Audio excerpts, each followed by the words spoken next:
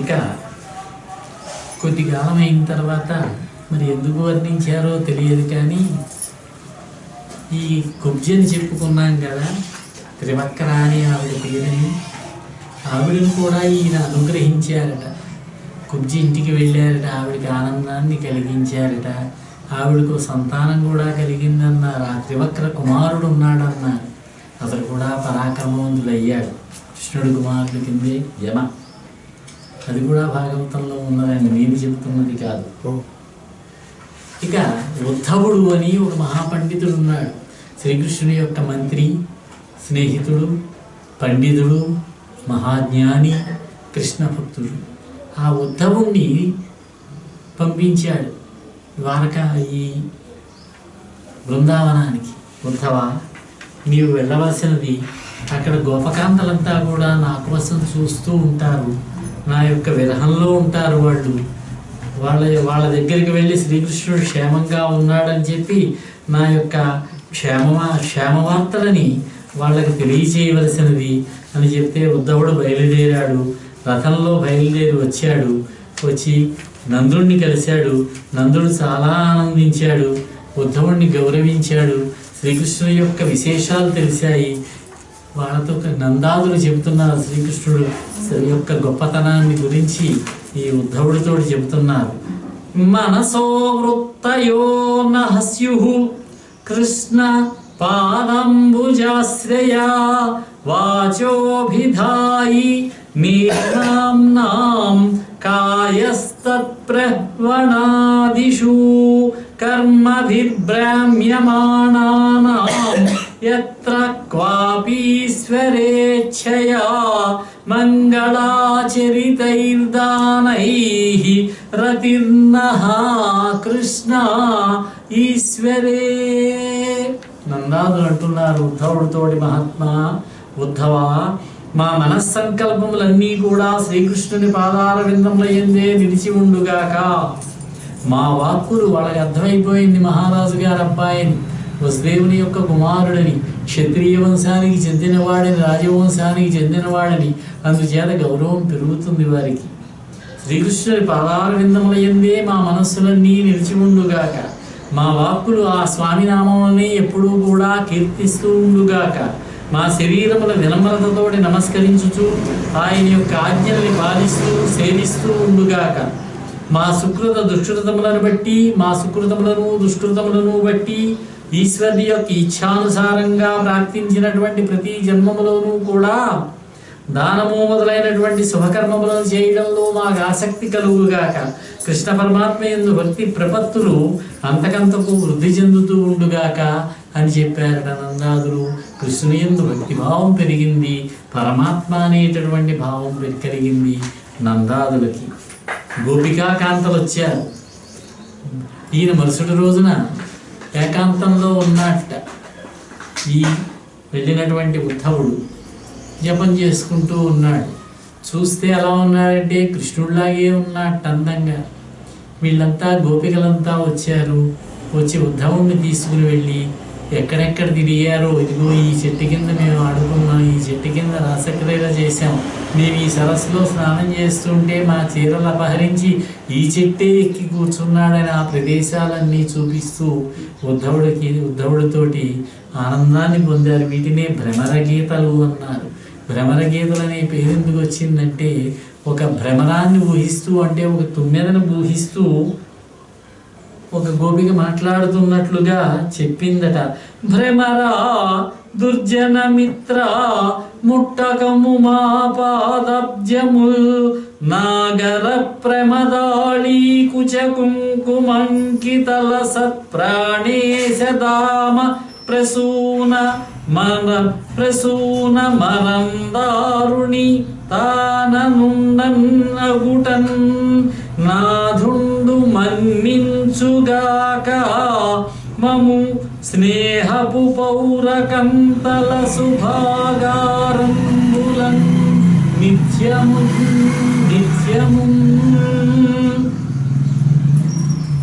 ధూర్తమిత్రుడమైనటువంటి ఓ మధుపాయి, మధువులు త్రాగేటటువంటి ఓ తుమ్మెద, మా పాదపద్మాలను స్పృశించవద్దు. మధురాపుర కాంతల స్నేహం చేస్తూ ఉన్నటువంటి మా ప్రాణవల్లభుని పుష్పమాలికలోని మకరందాన్ని తాగి ఆ కుంకుమ చేత ఎర్రబడినటువంటి ముఖము కలిగిన దానము నువ్వు, అతని హృదయానికి అంటుకున్నటువంటి ఆ కుంకుమ యొక్క రంగు నీకు అంటుకున్నది, ఎర్రబడినటువంటి ముఖము కలదానము నువ్వు.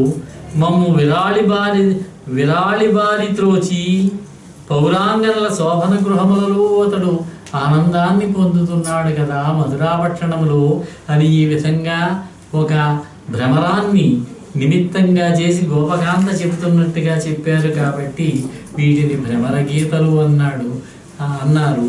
అప్పుడు చూసి ఆనందించాట ఆ ఉద్ధవుడు. ఆహా, ఈ గోపకాంతలు ఎంత అదృష్టవంతులు, పూర్వజన్మలో ఎంత అదృష్టం చేసుకున్నారు కదా, కాబట్టి ఈ జన్మలో శ్రీకృష్ణుని యొక్క సంశ్లేషాన్ని పొందగలిగారు వీళ్ళు. ఈ గోపకాంతల పాదరేణువులు కొన్ని శిరస్సును దాల్చిన ఆ రోజు బ్రహ్మగారు కూడా అలాగే అనుకున్నాడు.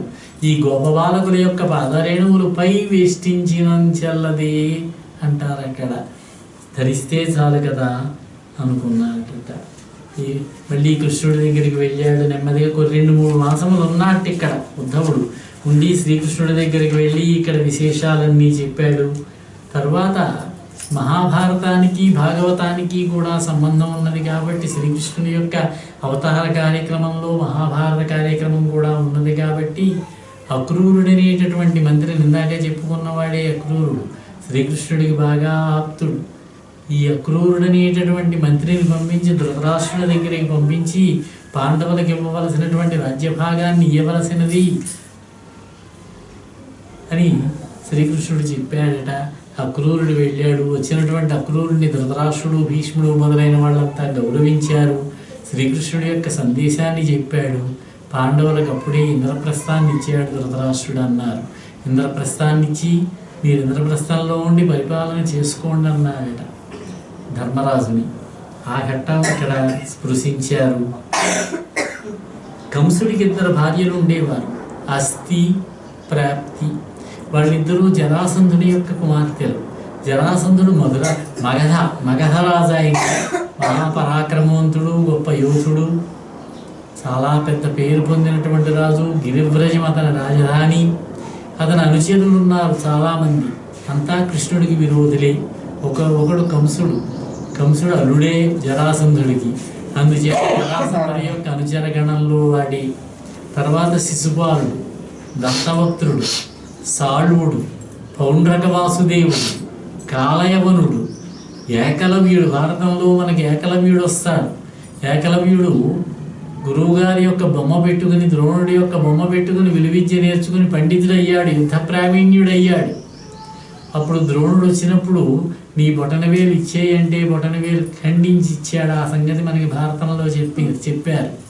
ఆ ఏకలవ్యుడు అక్కడతో ఆగలేదట, మహా పట్టుదల కలిగిన వాడు. ఆ 4 వేళ్లతోటే సాధన చేశాడట. 4 వేళ్లతోటి సాధన చేసి ఏదో ఒక విధంగా పాండిత్యాన్ని సంపాదించాడు. పౌండ్రక వాసుదేవుడు అనేటటువంటి అతని యొక్క సైన్యంలో చేరాట. అతను రాక్షసాంశతనది. క్రోధ అని కశ్యప ప్రజాపతి యొక్క భార్య. ఆ క్రోధకి జన్మించినటువంటి వాళ్ళంతా క్రోధవశగణము అనే రాక్షసులు. ఆ రాక్షసుల్లో అతడు పౌండ్రక వాసుదేవుడితో కృష్ణుడు యుద్ధం చేసినప్పుడు పౌండ్రక వాసుదేవుడిని వధించాడు, ఏకలవ్యుడిని విడిచిపెట్టాడు. తర్వాత జరాసంధుడి సైన్యంలో చేరాడు సేనాధిపతిగా ఏకలవ్యుడు. 18 పర్యాయములు యుద్ధానికి వచ్చాడు జరాసంధుడు మధురపైకి. ఆ 18వ పర్యాయం గుర్తుపెట్టుకుని ఏకలవ్యుడిని వధించాట. ఈ విషయం కృష్ణుడే చెప్పాడు అర్జునుడితోటి. లేకపోతే ఎందుచేత వధించాను అంటే వీళ్ళంతా కూడా దుర్మార్గులు, నాకు విరోధులు, నా మీద కోపంతో ఉండేవాళ్ళు. వీళ్ళందరినీ దుర్యోధనుడు యుద్ధానికి సహాయం చేయమని అడుగుతాడు. మీకు యుద్ధం భారమైపోతుంది కాబట్టి వీళ్ళని ముందే లేపేశాను నేను అన్నాడట. ఘటోత్కచుడు మరణించిన రోజు పాండవులంతా దుఃఖిస్తూ ఉంటే 13వ రోజు రాత్రి 14వ రోజు రాత్రి యుద్ధం ఇది. రాత్రి యుద్ధం ఒక్కరోజే జరిగింది మహాభారత యుద్ధంలో 18 రోజుల్లోనూ. 14వ రోజున శిశుపాలుడు వధ చేశాడు. శిశుపాలుడు కాదు, సైంధవుడు. సైంధవుడి వధ చేశాడు అర్జునుడు. సాయంత్రం ఇంకా రాత్రి యుద్ధం కొనసాగిద్దామని అనుకున్నారు. ఆ రోజు రాత్రి జరిగిన యుద్ధంలో ఘటోత్కచుడు విజృంభిస్తే ఆ ఘటోత్కచుడిని చంపడం కోసం కర్ణుడు శక్తి అస్త్రాన్ని ప్రయోగించాడు. ఘటోత్కచుడు మరణించాడు. ఆ శక్తి అస్త్రాన్ని ఇంద్రుడు ఇచ్చాడు కర్ణుడికి. అది ఒక్కడిని చంపుతుంది. కృష్ణుడు కూడా ఏమీ చేయలేడు. అర్జునుడి మీద ప్రయోగించాలని దాచెట్టే పెట్టుకున్నాడు అతను ఇంతకాలము కూడా. అయితే ఘటోత్కచుడి మీద వేయవలసి వచ్చింది. ఇంకా ప్రాణం పోతుందనే పరిస్థితి వచ్చినప్పుడు పాండవులంతా దుఃఖిస్తూ ఉన్నారు ఘటోత్కచుడు మరణించాడని. కృష్ణుడు ఆ రథంలో ఉన్నటువంటి ఆ తాళ్ళని తీసి కట్టేసి కర్రలకి రథం నుంచి దిగి నృత్యం చేశాట, ఆనందపడ్డాట. ఏమిటి బావా, మేమంతా దుఃఖంలో ఉంటే నువ్వు ఆనందంగా గంతులు వేస్తున్నావు, ఇందులో ఏదో రహస్యం ఉండాలి, నాకు చెప్పదగినది అయితే చెప్పన్నట్ట. అప్పుడు చెప్పాట, ఈ ఏకలవ్యుడిని వాళ్ళని ఎందుకు చెప్పానంటే, వాళ్ళని చంపానంటే వాళ్ళంతా కూడా దుర్యోధనుడు సైన్యంలో వస్తారయ్యా, అమిత పరాక్రమశాలులు వాళ్ళు. ఈ ఘటోత్కచుడు అటువంటి వాడే, రాక్షసాంశ కలిగిన వాడు. నేనే చంపాలి ఇప్పుడు, కానీ ఎందుకు లేని ఊరుకున్నాను మీరంతా బాధపడతారని. ఈరోజు ఘటోత్కచుడు చచ్చాడు, ఒకటో లాభం నాకు. రెండవ లాభం, శక్తి అస్త్రం పోయింది కర్ణుడి దగ్గర. ఇంతకాలం నిన్ను కాపాడుకుంటూ వస్తున్నాను నేను, అతను ఎదురుపడకుండా చూసుకుంటూ వస్తున్నాను ఈ 4-5 రోజులుగాను కూడా. అందుచేత శక్తి పోయింది, ఇంకా కర్ణుడిని వధించడం మనకి తేలికవుతుందయ్యా అన్నాడట. ఈ విధంగా అనేక మంది రాక్షసులను సంహరించాడు. ఈ కంసుడి యొక్క భార్యలు తండ్రితో మరపెట్టుకున్నారు, కృష్ణుడిని వధించాలి ఏ విధంగానైనా సరే అని. అప్పుడు జరాసంధుడు కృష్ణుడి మీదకి యుద్ధానికి వచ్చాడు, మధురాపట్టణం మీద. కృష్ణుడు యుద్ధం చేసేవాడు జరాసంధుడితోటి. ఉన్నట్టుండి తప్పుకుని వెళ్ళిపోతూ ఉండేవారు బలరాముడు కృష్ణుడు. బలరాముడు కూడా జరాసంధుడితో యుద్ధం చేస్తే జరాసంధుడు పారిపోయేవాడు. మళ్ళీ సైన్యాన్ని తీసుకుని వచ్చేవాడు, 3 అక్షౌహిణీల సైన్యాన్ని తీసుకుని వచ్చేవాడు. ఇలా 17 పర్యాయకులు వచ్చాడు జరాసంధుడు. ఇంకెతని బాధపడలేక 18వ పర్యాయం మళ్ళీ వచ్చాడు. వచ్చినప్పుడు కృష్ణుడు బలరాముడు యుద్ధం చేస్తూ ఉన్నవాళ్ళు యుద్ధం ఆపేసి 23 అక్షౌహిణీల సైన్యంతో వచ్చాడు ఈ 18వ పర్యాయం. వీళ్ళు యుద్ధం చేయడం ఆపేసి నెమ్మదిగా పారిపోతున్నట్టుగా నడుచుకుంటూ వెళ్ళిపోయి ఒక కొండ మీదకి ఎక్కేశారు. ప్రవర్షణగిరి అన్నారు దాన్ని. ఇంద్రుడు మెచ్చి ఈ పర్వతానికి ఎక్కువ వర్షాన్ని ఇస్తాడట, చెట్లు అవి బాగా ఎక్కువగా ఉంటాయి, అందుకే ఈ పర్వతానికి ప్రవర్షణగిరి అని పేరు వచ్చింది. ఆ కొండ మీదకి ఎక్కేస్తే జరాసంధుడు అన్నట్టు ఈ కొండకి నిప్పు పెట్టండి అన్నారు. సైనికులంతా కలిసి కర్రలు పేర్చి నిప్పు పెట్టారు, కొండ కాలిపోయింది. నెమ్మదిగా ఆ కొండ కొమ్ము నుంచి కిందకి జారి దూకి పక్కకి వెళ్ళిపోయారు కృష్ణుడు బలరాముడు. జరాసంధుడు అనుకున్నాడు కృష్ణుడు బలరాముడు మరణించారనుకున్నాడు, వెనక్కి వెళ్ళిపోయాడు. కృష్ణుడు ఆలోచించాడు, ఇక్కడ ఉన్నట్లయితే మనకి ఈ జరాసంధుడి వల్ల దాడి ఎక్కువ, జరాసంధుడిని చంపే ప్రయత్నం చేయలేదు, ఓడిస్తున్నాడు, అతని సైన్యాన్ని చాలామందిని చంపుతున్నాడు, కానీ జరాసంధుడిని చంపే ప్రయత్నం మాత్రం చేయడం లేదు. ఎందుకంటే అతన్ని చంపవలసినటువంటి వాడు ఇంకొక ఆయన ఉన్నాడు, ఆయన చేతిలో మరణించవలసి ఉంది అతను. అందుచేత అప్పటికి తాత్కాలికంగా ఈయన మాత్రం అతన్ని వధించలేదు. తర్వాత రాజసూయాగ సందర్భంగా జరాసంధు భీముణ్ణి అర్జునుణ్ణి తీసుకువెళ్ళి జరాసంధ వధ గావించాడు. మహాభారతంలో సభాపర్వంలో వచ్చేటటువంటి కథ ఇది. ఇక్కడ ఉంటే తలకాయ నొప్పిగా ఉంది వీళ్ళతోటని చెప్పి సముద్రుడిని అడిగి, ఏమయ్యా కొంత నాకు స్థలం ఇవ్వవలసినది అని అడిగితే 12 ఆమడలు అంటే 24 మైళ్ళు, అంటే దగ్గరగా 30 కిలోమీటర్ల పై పొడుగు అంతే వెడల్పు ఉన్నటువంటి స్థలాన్ని ఇచ్చాడు. సముద్రుడు వెనక్కి వెళ్ళాడట. అక్కడ మైడుని పిలిచి, విశ్వకర్మని పిలిచి చక్కటి నగర నిర్మాణం చేయమంటే రాత్రికి రాత్రి ద్వారకా నగర నిర్మాణం అయిపోయింది. ఈ మధురా నగరంలో ఉన్నటువంటి అందరినీ కూడా ద్వారకి తరలించేశారు, రాజధానిని మార్చుకున్నాడు అన్నమాట. శ్రీకృష్ణుడు ఉన్నంతకాలము ఉన్నది ఆ ద్వారకా నగరం. శ్రీకృష్ణుడు అవతార పరిసమాప్తి జరిగిన తర్వాత 7వ రోజున పెద్ద ఉప్పెన వచ్చి ఈ ద్వారక సముద్రంలో మునిగిపోయింది, సముద్ర గర్భంలో ఉన్నది. ఈ మధ్యనే అవశేషాలు కనుక్కున్నారు. ద్వారకని సముద్ర గర్భంలో అరేబియా సముద్రంలో కనుక్కున్నారు. అక్కడ ఉన్న నగర నిర్మాణము, భవనములు, ఆ ఉన్నటువంటి అవశేషాలన్నీ కూడా పరిశోధనలు జరుగుతూ ఉన్నాయి. వాటి మీద ద్వారక లేదనేవారు, ఇప్పుడు ఉంది, కనిపించింది. ద్వారకా నగరంలో శ్రీకృష్ణుడు మకాం పెట్టుకున్నాడు. దుర్భేద్యమైనటువంటి నగరం అది. కోట ప్రాకారములతోటి, విశాలమైనటువంటి భవనములతోటి నగర నిర్మాణం జరిగింది గుజరాత్ ప్రాంతంలో, సముద్ర తీరంలో. ఇంకొక రాక్షసుడు ఉన్నాడు. నారదుడు వెళ్ళి చెప్పాక, ఏమయ్యా, నీ మిత్రుడు జరాసంధుడిని ఓడిస్తున్నాడు కృష్ణుడు. జరాసంధుడు ఓడిపోయి వెళ్ళిపోతున్నాడు, నువ్వు స్థిమితంగా కూర్చున్నావేమిటి? నువ్వు వెళ్ళి కృష్ణుడి మీద యుద్ధం ఎందుకు చేయట్లేదని అడిగాట. కాలయవనుడని యవనరాజు అతను. యవన దేశం అంటే మధ్య ఆసియాలో ఉన్న రాజ్యాల్లో ఒక రాజ్యం. ఇప్పటి అరబ్ దేశాలు ఉన్నాయే ఆ ప్రాంతంలో అయి ఉంటుంది. ఈ కాలయవనుడికి చెబితే, ఎవరయ్యా అతను, కృష్ణుడు ఎవరు అంటే వివరాలన్నీ చెప్పాట నారదుడు. కాలయవనుడు వచ్చేలా చేశాడు. కాలయవనుడు ఒకవైపు నుంచి మొదల మీద దండయాత్రకు వచ్చాడు, మరొక వైపు నుంచి జరాసంధుడు బయలుదేరి వచ్చాడు. రెండు వైపుల నుంచి దాడి వచ్చినట్లయితే కష్టం అనుకున్నాడు కృష్ణుడు. కాలయవనుడితో యుద్ధం చేస్తూ చేస్తూ నెమ్మదిగా పరిగెత్తుకుంటూ వెళ్ళిపోతున్నట్ట. కాలయవనుడు, ఆగు యాదవా, ఆగు, నిన్ను వధిస్తానంటూ కాలయవనుడు కూడా పడ్డాడు. కృష్ణుడు ముందు వెడుతున్నాడు, కాలయవనుడు వెనక వెడుతున్నాడు. ఒకసారి ఆగుతాడు, ఒకసారి వేగంగా పరిగెడతాడు, దగ్గరగా రాణిస్తాడు, ఉన్నట్టుండి పరిగెత్తుతాడు. కృష్ణుడు వెడుతున్నాడు. వెడుతూ వెడుతూ ఒక గుహలోకి ప్రవేశించాడు. ఆ గుహలో ఒక మహారాజు గారు, ఒక ఆయన మంచి గాఢ నిద్రలో ఉన్నాడు. ముచుకుందుడు ఆయన పేరు. ఆ రాజుగారి దగ్గరకు వచ్చాడు. ముసుగు పెట్టుకుని పడుకున్నాడు ఆయన. ఈ కాలయవనుడు వెనకాలే వచ్చి చూశాడు. ఆ పడుకున్నవాడే కృష్ణుడు అనుకుని, దొంగ నిద్రపోతున్నావా, నిన్ను విడిచిపెడతాననుకున్నావా అని ఒక్క తన్ను తన్నట్ట.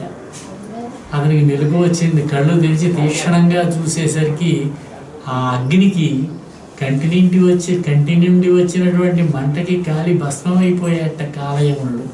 ఆ విధంగా కాలయవనుడిని వధింపజేశాడు శ్రీకృష్ణ పరమాత్మ. ఈ ముచుకుందులు ఎవరంటే ఇక్ష్వాకు వంశపు రాజట. మాంధాత అని ఆయన కుమారుడు. ఆయన మాంధాత యొక్క కుమారుడు దేవతలకి, దేవదానవులకి యుద్ధం జరిగినప్పుడు దేవతలకి సహాయం చేశాడట. దానివల్ల దేవతలు గెలిచారట. దేవతలు గెలిచి విజయం సాధించారట. ఏమయ్యా, ఏం వరం కావాలో కోరుకో అన్నారట. నాకు ముక్తిని ఇవ్వండి, మోక్షాన్ని ఇవ్వండి అన్నట్ట. బాబు, అది మా చేతిలోది కాదయ్యా, అది శ్రీమన్నారాయణుడు ఇవ్వవలసినటువంటి వరం అది. ఇంకేదైనా కోరుకో, మోక్షం తప్ప అన్నట్ట. ఇంకేం ఇస్తారులే మీరు నాకు, మంచి బడలిగ్గా ఉన్నాను, చాలా కాలం అయిపోయింది, యుద్ధానికి వచ్చాను నేను, కాబట్టి నాకు నిద్ర కావాలి, నిద్ర వస్తుంది, నిద్ర ఇవ్వండి అన్నట్ట. అలాగే హాయిగా నిద్రపో అన్నారు. బయలుదేరి వచ్చాడు. ఓ కొండ గుహ చూసుకున్నాడు. ఆ కొండ గుహలో పడుకొని నిద్రపోయాట. ఎంతకాలం నిద్రపోయాడో ఆయనకే తెలియదు అన్నారు. ఈ కాలయవనుడు వచ్చి లేపేసరికి మెలకు వచ్చింది. కాలయవనుడు భస్మమైపోయాడు. ఈ విధంగా కాలయవనుణ్ణి వధింపచేశాడు శ్రీకృష్ణ పరమాత్మ. ఈ వృత్తాంతాలన్నీ కూడా మనకి భాగవతంలో శ్రీకృష్ణుడి యొక్క లీలలనే చెప్పేటటువంటిది గ్రంథం కాబట్టి భాగవతం. దాంతో దశమ స్కంధం శ్రీకృష్ణుడి యొక్క లీలల్ని చెబుతూ ఉన్నారు. వెలుగు వచ్చినటువంటి ముచుకుందుడికి కృష్ణుడు దర్శనమిచ్చాడు. ముచుకుందుడు సంతోషించి శ్రీకృష్ణుడిని స్తుతి చేశాడట. ఆ ముచుకుందుడికి ముక్తి ప్రసాదించాడు శ్రీకృష్ణ పరమాత్మ అన్నారు. తర్వాత శ్రీకృష్ణుని యొక్క వివాహాలను వర్ణించారు. ఆయనకి 8 మంది భార్యలు, అష్టమహిషులని చెప్పుకున్నాము. అందులో పెద్ద భార్య పేరు రుక్మిణీదేవి. రుక్మిణీ కళ్యాణం ఒక విశిష్టమైనటువంటి కళ్యాణం. ఇది మనకి కొన్ని కళ్యాణములు ప్రాశస్త్యం పొందినటువంటివి ఉన్నాయి మన యొక్క పురాణములలో, ఇతిహాసములలో. అందులో మొట్టమొదటి చెప్పుకోవలసినటువంటిది సీతా కళ్యాణం. సీతాదేవి కళ్యాణం చాలా విశిష్టమైనటువంటిది.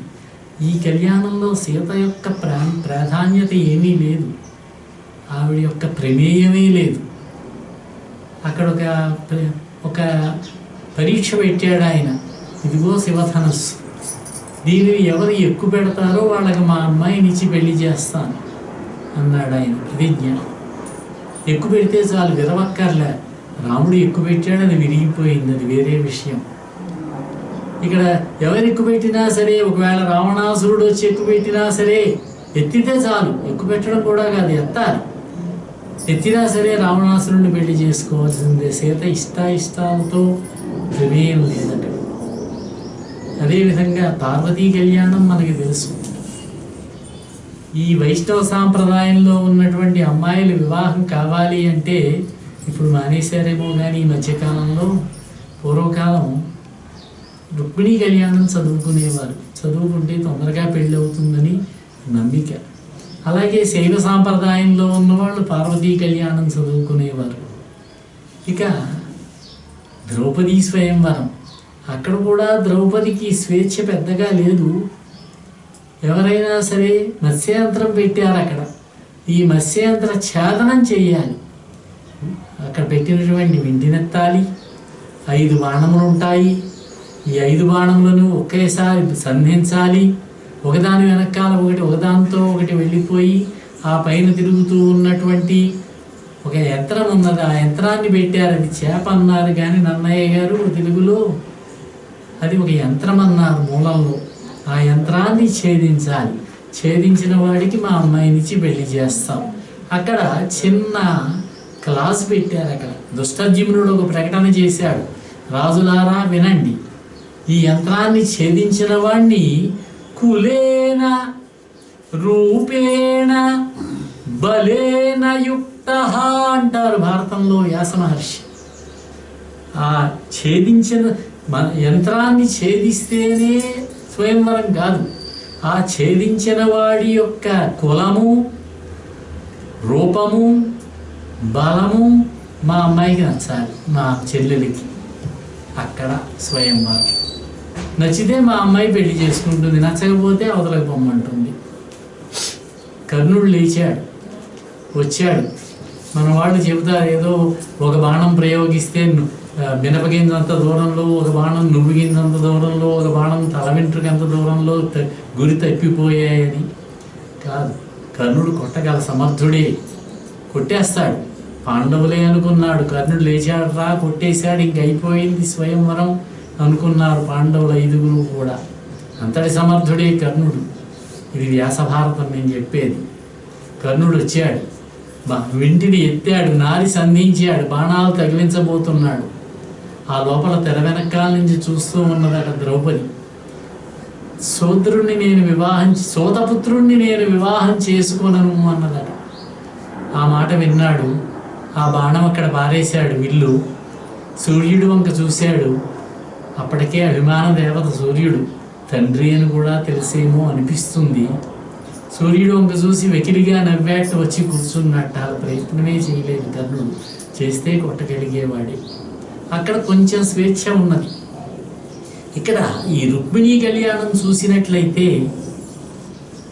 అమ్మాయికి సంపూర్ణ స్వేచ్ఛ ఉన్నట్టుగా కనిపిస్తుంది. ఇక్కడ ఇది స్వయంవరమే కాదు, రుక్మిణి అన్నగారు శిశువాడికి ఇచ్చి పెళ్లి చేద్దాం అనుకున్నాడు. పెళ్లి కొడుకు కూడా వచ్చేసాడు, పెళ్లి ప్రయత్నాలు మొదలవుతూ ఉన్నాయి.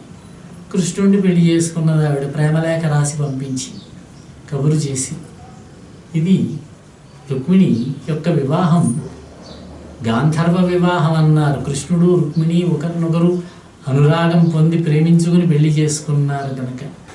రెండవది రాక్షస వివాహం అన్నారు. రథంలో ఎక్కించుకుని తీసుకుని వెళ్ళి వివాహం చేసి తీసుకుని పోయాడు కనుక కృష్ణుడు.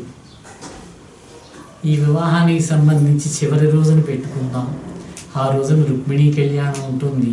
చక్కటి పద్యాలు రాశారు పోతన్న గారు ఈ సందర్భంలో కూడా. ఈ రుక్మిణీ కళ్యాణ ఘట్ట అన్నప్పుడు సుమారు గంట పడుతుంది, అప్పుడు చూసుకుందాము. ఇక రెండవ భార్య సత్యభామ, మూడవ భార్య జాంబవతి. ఈ సత్యభామ జాంబవతుల యొక్క విశేషాలు మనకి వినాయక చవితి వ్రతకల్పంలో వస్తాయి. సత్రాజిత్తు అని ఒక మహారాజు గారు, ఆయన భోజవంశానికి చెందినవాడే, యదువంశానికి చెందినవాడే. ఇంచుమించుగా చెప్పాలంటే శ్రీకృష్ణుడికి సామంతరాజులా ఉండేవాడు అన్నమాట.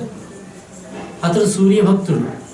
సూర్యుడి కోసం ఉపాసన చేసి సూర్యుడిని మెప్పిస్తే సూర్యుడు ఒక మణిని ఇచ్చాట, శమంతకమణి అని ఒక మణిని ఇచ్చాట.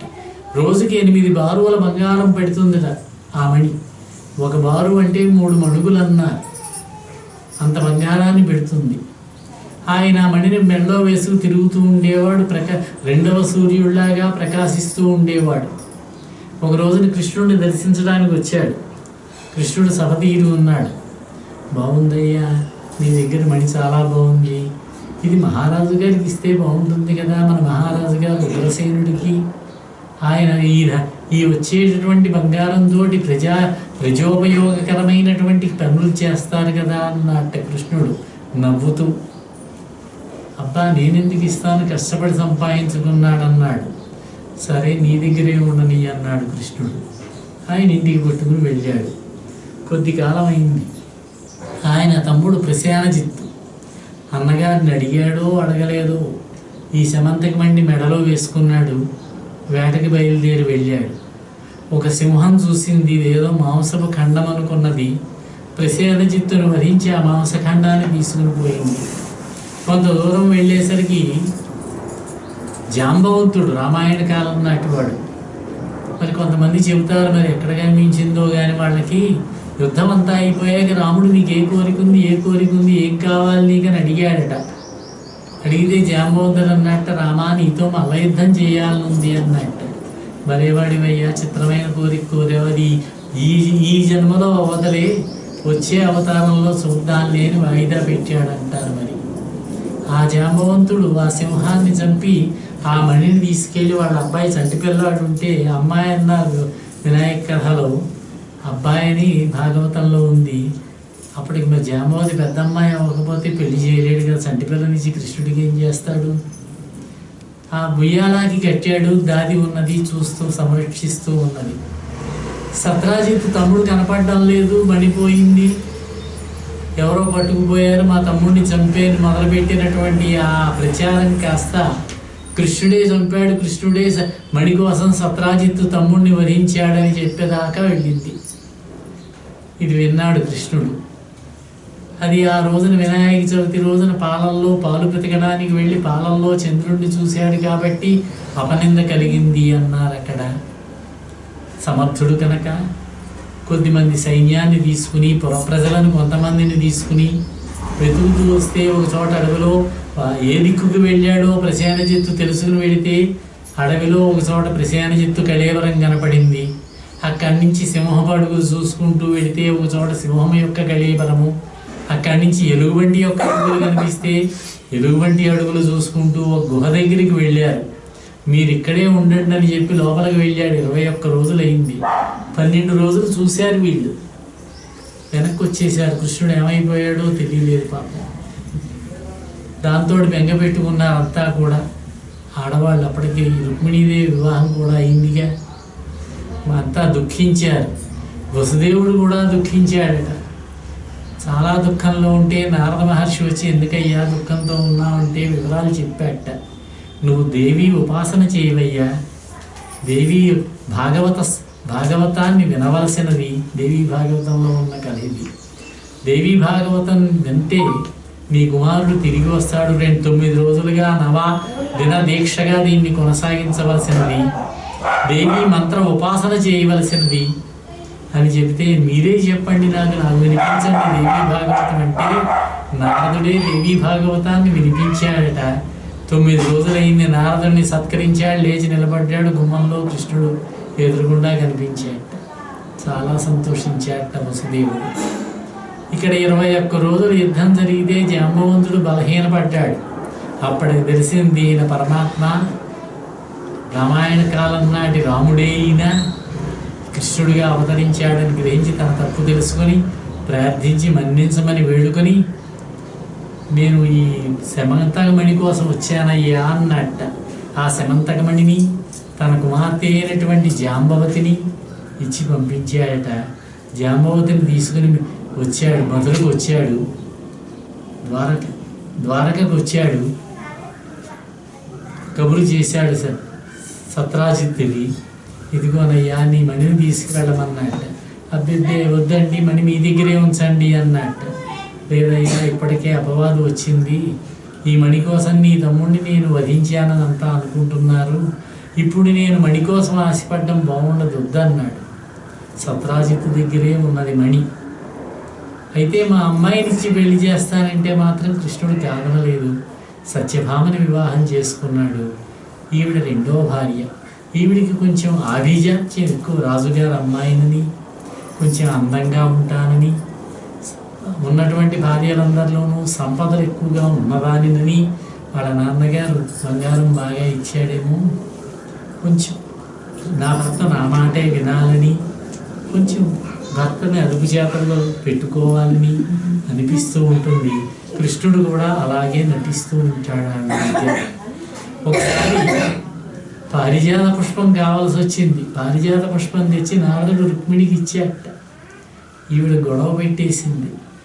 ఆ విషయం తెలిసి నీకు ఆ పారిజాత వృక్షాన్ని తెచ్చిస్తానని చెప్పి సత్యభామతో సహా వెళ్ళి స్వర్గలోకానికి వెళ్ళి దేవేంద్రుడితో యుద్ధం జరిగి వచ్చిన దేవేంద్రుడు గౌరవించాడు. పాపం కృష్ణుడిని గౌరవించాడు దేవేంద్రుడు. ఈయన పారిజాత వృక్షాన్ని పెకలించుకొస్తుంటే దేవేంద్రుడు అడ్డుపడ్డాడు. దేవేంద్రుడు ఓడించాడు. తెచ్చి ఇవి పెరట్లో నాటాట ఆ చెట్టుని, పారిజాత వృక్షాన్ని. కొంతమంది అడిగారు, మా ఇంట్లో పారిజాత వృక్షం ఉందండి, దాని గురించి చెప్పండి అన్నారు మొన్న ఈ మధ్యనే ఒక ఆవిడ. పారిజాత వృక్షం దేవతా వృక్షం, అది దాన్ని మందార వృక్షం అంటారు కూడా. మందారము, పారిజాతము కొన్ని పుష్పములని. మనం చూసేటటువంటి ఈ పారిజాత పుష్పాలు ఉన్నాయే, ఇవి మామూలు సాధారణ పుష్పాలే. మనం మరువకము మొదలైన పేర్లు పెడుతూ పారిజాతం అని పేరు పెట్టాం. కానీ ఇవన్నీ రాలుతూ ఉంటాయి. మనం పొద్దునే లేచి చూసేసరికి నేల మీద రాలి పడి ఉంటాయి. చెట్టుని ఎందుకు బాధపడతారయ్యా, ఆ పువ్వులు కొయ్యొద్దు మీరు, కాసేపటికి అవే కింద పడతాయి. దోసిటి బట్టి నుంచుంటే మీ దోసిట్లోకి వచ్చి పడతాయి, కాబట్టి మీరు కొయ్యొద్దనో చిన్న నియమం పెట్టారు. అంతేగాని పారిజాత పుష్పం కొయ్యకూడదని ఎక్కడా లేదు. అయితే మనం చూసే ఈ పుష్పాలు వేరు, ఆవేళ శ్రీకృష్ణుడు చూసినటువంటి ఆ దేవతా పుష్పం వేరు. అది స్వర్గలోకంలో ఉండే పారిజాత వృక్షం. అది శ్రీకృష్ణుడు తెచ్చి సత్యభామకి పుట్టినరోజు బహుమతిగా ఇచ్చినట్టున్నాడు బహుశా. ఇక జాంబవతి మూడవ భార్య. ఈ జాంబవతి ఒక కోరిక కోరిందట. రుక్మిణీదేవికి ఒక అబ్బాయి పుట్టాడు, ప్రద్యుమ్నుడు ఆ అబ్బాయి పేరు. ఆ ప్రద్యుమ్నుడిని శంబరాసురుడు అని ఒక రాక్షసుడు ఎత్తుకు తీసుకుపోయాడు. పురుట్లో ఉన్నవాడిని పాలిచ్చింది తల్లి రుక్మిణి. పక్కకి తిరిగి పడుకుంది. కాసేపు అయ్యేసరికి కుర్రాడు కనపడలేదు. శ్రీకృష్ణుడికి ఉన్న గర్వం అంతా తగ్గిపోయిందని బాధపడ్డాట పాపం ఆయన. చాలా అహంకారం పొందాను నేను, ఈ యదువంశానికి అంతటికీ నేనే నాయకుడిని అనుకున్నాను.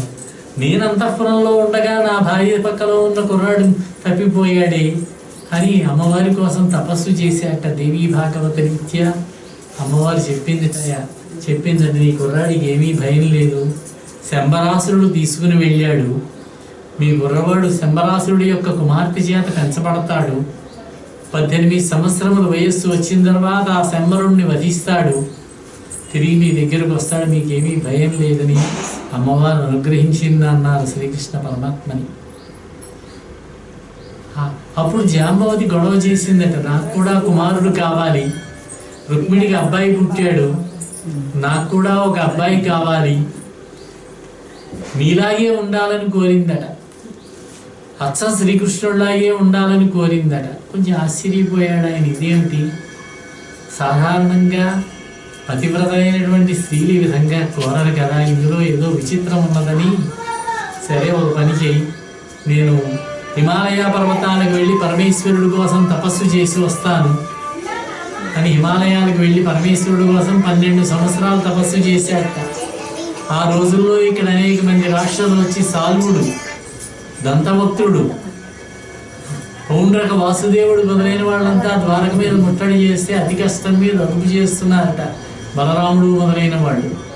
శ్రీకృష్ణుడు పరమేశ్వరుడు కోసం తపస్సు చేసి వస్తే ఆయన యొక్క అనుగ్రహంతో సాంబుడు పుట్టాట జాంబవతికి. ఆ సాంబుడు సాక్షాత్తు శ్రీకృష్ణుడిలాగే ఉంటాడట. శ్రీకృష్ణుడు అంత అందగాడు, అదే రంగులో, చూస్తే మామూలుగా చూస్తే కృష్ణుడే అనిపించేటంతగా ఉంటాడట. దీంట్లో రహస్యం ఏంటంటే పరమేశ్వరుడి యొక్క అనుగ్రహంతో పుట్టినవాడు, పరమేశ్వరుడి యొక్క అంశతోటే పుట్టాడు, అమ్మవారి అనుగ్రహం కూడా కలిగింది. కాబట్టి శ్రీకృష్ణుడు అంతటి వాడు సాంబుడు అన్నారు. ఈవిడ మూడవ భార్య జాంబవతి. ఇక కాళింది అని సూర్యుని యొక్క కుమార్తె. ఈవిడ సూర్యుని యొక్క కుమార్తె కాళింది. యమున సూర్యుడి యొక్క కుమార్తె, ఆ స్వరూపమే కాళింది. ఆవిడ శ్రీకృష్ణుడికి భార్య అయింది. దీనికి కథ ఏం చెప్పారంటే, ఇంద్రప్రస్థంలో కృష్ణుడు అర్జునుడు ఉన్నారట. కృష్ణుడు అర్జునుడు ఇంద్రప్రస్థంలో ఉండగా ఒక రోజున యమునా నది సైకతం దగ్గరికి వెడదామని వెళ్ళారట. అక్కడ ఒక అందమైన అమ్మాయి కనిపించిందట. ఆ అమ్మాయి కృష్ణ భక్తురాలు, విష్ణు భక్తురాలు. ప్రారంభం నుంచి కూడా శ్రీకృష్ణుడిని వివాహం చేసుకోవాలని ఆవిడ కోరుకుంటూ ఉన్నదట. సూర్యుడు కూడా అలాగే అనుగ్రహించాట, నీకు తప్పకుండా వివాహం అవుతుందమ్మా కృష్ణుడితోటి అని చెప్పాడట. ఆ కాళింది శ్రీకృష్ణుడిని ఉపాసన చేస్తూ కూర్చున్నది. యమునా నది తీరంలో సంచరిస్తూ ఉండగా కృష్ణుడు చూశాడు. అర్జునుడిని పంపించాట. ఆవిడెవరో తెలుసుకురావయ్యా అని చెప్పి పంపించాట. అర్జునుడు బయలుదేరి వెళ్ళి, ఎవరమ్మా నువ్వు, ఏమిటి నీ వృత్తాంతం అంటే చెప్పిందట ఆవిడ. నేను శ్రీకృష్ణుడిని వివాహం చేసుకుంటాను అని. అప్పుడు శ్రీకృష్ణుడు ఆవిడ్ని వివాహం చేసుకున్నాడని, ఆవిడ కాళింది 4వ భార్య అని చెప్పారు. ఇక తర్వాత ఇంకా వివాహం చేసుకున్న వాళ్ళు 5వ భార్య ఎవరంటే మిత్రవింద. ఈ మిత్రవింద మేనత్త కుమార్తె రాజాధిదేవి అని వసుదేవుడి చెల్లెలు ఆవిడ మిత్రవింద. ఆవిడ యొక్క కుమార్తె ఈవిడ. విందుడు అనివిందుడు అని 2 కుమారులు. ఈ రాజాధిదేవి భర్త జయసేనుడు. ఆ విందుడు అనివిందుడు దుర్యోధనుడి పక్షంలో ఉన్నారు. దుర్యోధనుడి తరఫున పాండవులతో యుద్ధం చేస్తే 13వ రోజు యుద్ధంలో ఇక్కడ అభిమన్యుడేమో పద్మవ్యూహంలో యుద్ధం చేస్తున్నాడు. అక్కడ అర్జునుడేమో సంసప్తకులతో యుద్ధం చేస్తున్నాడు. ఆ సమయంలో ఆ యుద్ధంలో అర్జునుడు వధించాట వాళ్ళని. ఈ మిత్రవిందకి స్వయంవరం ప్రకటించారు. ఆ స్వయంవరానికి కృష్ణుడు వెళ్ళాడు. వెళ్ళి వాళ్ళందరినీ కూడా ఓడించి మిత్రవిందను తీసుకుని వచ్చి వివాహం చేసుకున్నాడట. ఇది ఆవిడ యొక్క వృత్తాంతం అని చెప్పారు. మిత్రవింద మేనత్త కూతురే అయినా కూడా స్వయంవరంలో రాక్షస వివాహంలో తీసుకొచ్చి వివాహం చేసుకున్నాడు ఈయన. తర్వాత నగ్నజిత్ అని కోసల దేశపు రాజు, ఆయన యొక్క కుమార్తె నగ్నజితి. ఈవిడ్ని కూడా వివాహం చేసుకున్నాడు. తర్వాత భద్ర అని మరొక ఆవిడ ఉన్నది. లక్షణ అని ఒక ఆవిడ ఉన్నది. ఈ లక్షణ అనేటటువంటి ఆవిడ మద్రదేశపు రాజు కుమార్తె. పాండురాజు భార్య మాద్రి మనకు తెలుసు, శల్యుడి యొక్క చెల్లెలు. ఆవిడ మద్రదేశపు రాజు కుమార్తె. ఈవిడ కొన్ని 4-5 రాజవంశాలు ఉన్నాయి అక్కడ. ఒక రాజవంశపు రాజు కుమార్తె ఈవిడ. ఆ లక్షణం తీసుకుని వచ్చి వివాహం చేసుకున్నాడు. మాద్రి అని ఇంకొక ఆవిడ ఉన్నదన్నారు. ఆవిడని కూడా కలుపుకుంటే 9 మంది అయ్యారు. మనకి తెలుసున్నది 8 మంది. 9 మంది ఎందుకు అయ్యారు అని ఆలోచిస్తే వీళ్ళిద్దరూ కమల పిల్లలట, లక్షణ మాద్రి. బహుశా ఈ కమల పిల్లల కనుక అక్కగారిని వివాహం చేసుకుంటే చెల్లెలు కూడా భార్య అయ్యే అవకాశం ఉన్నదేమో ఆనాటి సాంప్రదాయం ప్రకారం. అందుచేత ఆ విధంగా వచ్చినట్లున్నది. వీళ్ళందరూ కూడా వేరువేరుగా ఇళ్ళు కట్టించాడు. హాయిగా అందరితోటి కాలక్షేపం చేస్తూ ఉన్నాడు. ఇక సత్యభామ విషయానికి వచ్చినట్లయితే ఇంకొక వృత్తాంతం కూడా చెప్పారు. నరకాసుర వధ. ఈ నరకాసురుడు భూదేవి యొక్క కుమారుడు అన్నాడు.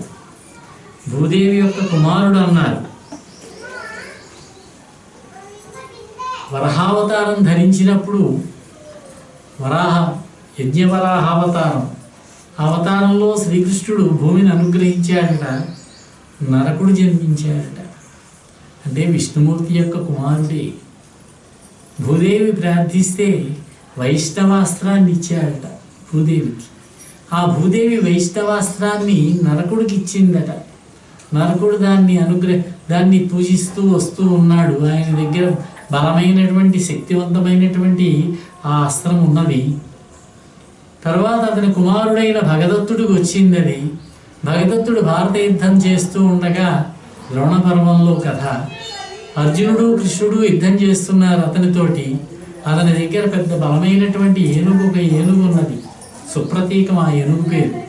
ఆ ఏనుగును పురుగొల్పితే ఎంతోమందిని సంహరిస్తోంది. అర్జునుడు ఒక బలమైనటువంటి బాణాన్ని ప్రయోగిస్తే దాని నుదురు దగ్గర బయలుదేరింది, పృష్ఠభాగంలోంచి బయటికి వచ్చిందిట ఆ బాణం. దానితోటి ఆ సుప్రతీకం మరణించింది. అంతకుముందే ఈ వైష్ణవాస్త్రాన్ని ప్రయోగించాడు అర్జునుడి మీద ఎవరు, భగదత్తుడు, నరకాసుడి యొక్క కుమారుడు, ప్రాగ్జ్యోతిషపురం వాళ్ళ రాజధాని, అస్సాం ప్రాంతం వాడు. ఏనుగుల బలగం ఎక్కువ వాళ్ళకి. వెంటనే కృష్ణుడు రథంలో లేచి నిలబడ్డాట, పగ్గాలు వదిలేసి. వచ్చి ఆయనలో లీనమైపోయింది అస్త్రం. అర్జునుడు కంగారు పడ్డాడు, బావా ఎందుకు చేసావు ఈ పని ఎందుకు చేసావు అన్నాడు. నీ చేద్దును కదా, నేను వధించేవాడిని కదా అన్నాడు. ఊరుకోవయ్యా, చాలు, చేసిన యుద్ధం చాలు, కానీ అది నేనే దాన్ని అదుపు చేయగలుగుతాను, నువ్వు అదుపు చేయలేవులే అన్నట్ట శ్రీకృష్ణ పరమాత్మ. అది అక్కడ అస్త్రం. ఇక నరకాసురుడు కూడా ప్రాగ్జ్యోతిషపురపు రాజు. అతడు ఎంతోమంది క్షత్రియ స్త్రీలను తీసుకెళ్ళి బంధించాడు. 16,000 మంది క్షత్రియ కాంతలు, అంతా కన్యలే. అందరినీ పట్టుకెళ్ళి బంధించట్టే పెట్టాడు. రాక్షసాంశ, దుర్మార్గమైనటువంటి పరిపాలన. దానితో కృష్ణుడు యుద్ధానికి బయలుదేరాడు. దుష్ట శిక్షణ కార్యక్రమమే కదా ఆయనది. సత్యభామ నేను వస్తానన్నది చిత్రంగా, నువ్వు రావడం ఏమిటి, నేను వెళ్ళి యుద్ధం చేసి వస్తానంటే, లేదండి నేను మీతోటి వినోదాలతోటే గడపడం కాదు, ఈ యుద్ధాన్ని కూడా చూడాలనుంది నాకు, నేను వస్తాను అన్నదట.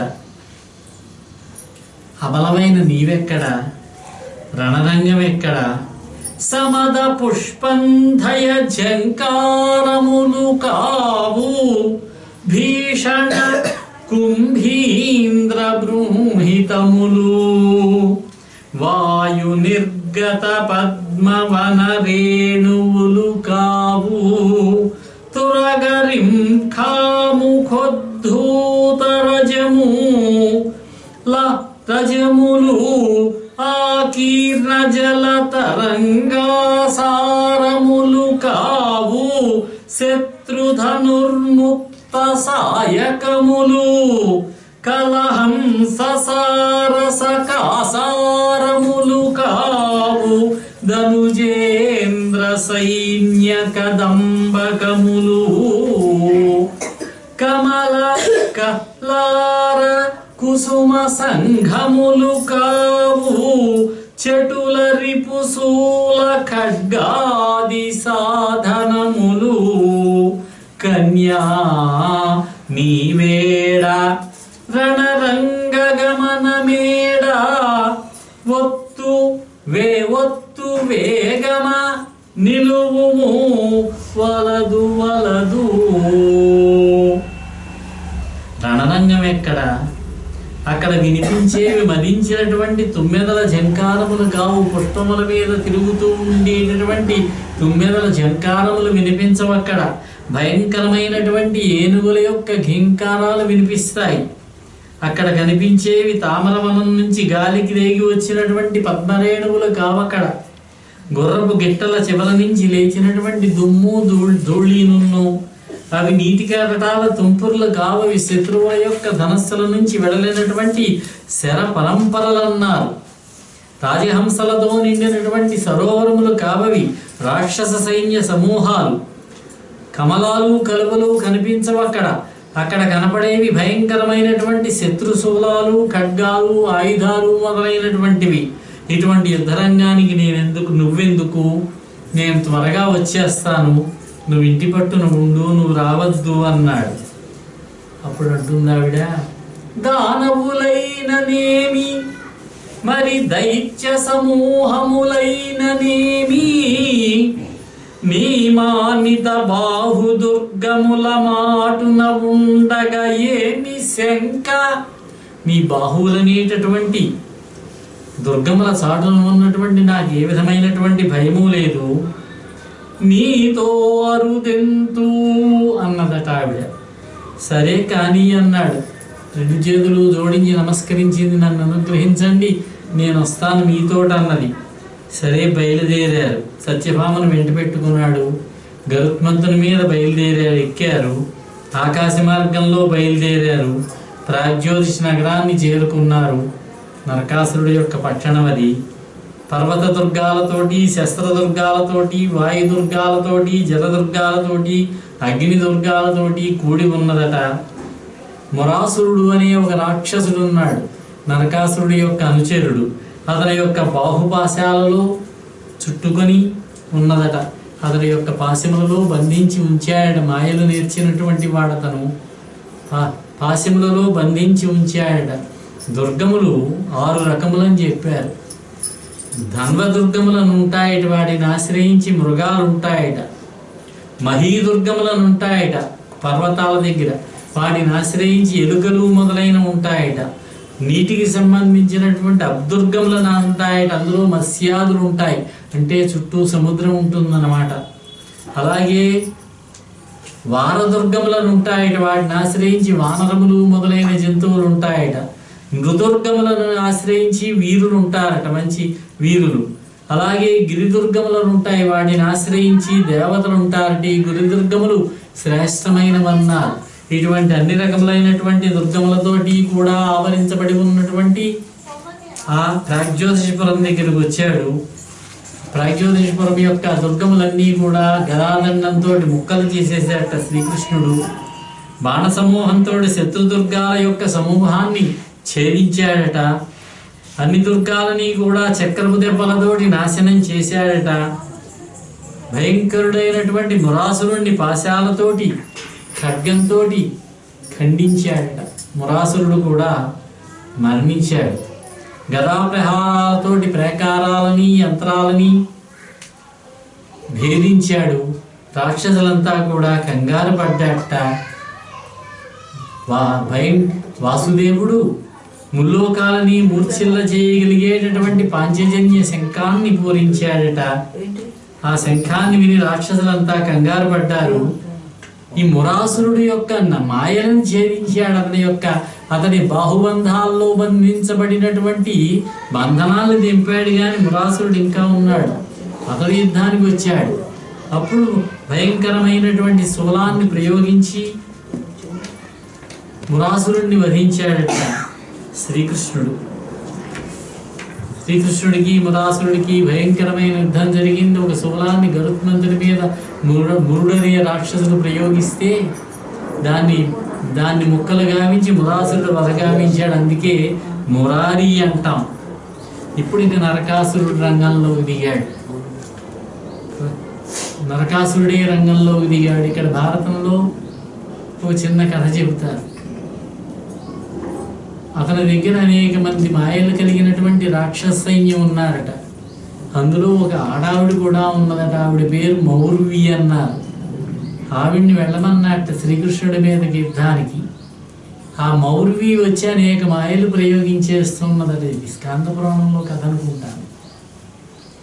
అనేక మాయలు ప్రయోగిస్తే కృష్ణుడు అంతటి వాడు కంగారు పడ్డాట. ఏం చేయాలో తోచలేదు ఆయనకి. వెంటనే ఘటోత్కచుడిని తలుచుకున్నట్ట. ఘటోత్కచుడు వచ్చి ఏమిటి కార్యం అన్నట్ట. చూడయ్యా బాబు, ఈ మౌర్వి నా మీద మాయలన్నీ ప్రయోగిస్తోంది, ఆవిడ సంగతి ఏమిటో చూడన్నట్ట. ఆ మౌర్వి యొక్క మాయలను జాగ్రత్తగా తప్పించుకుంటూ ఘటోత్కచుడు నెమ్మదిగా దాటుకుంటూ వెళ్ళి ఆవిడ రథంలోకి ఎక్కి ఆవిడను ఒకసారి వాటేసుకున్నట్ట. ఆవిడ సిగ్గుపడింది.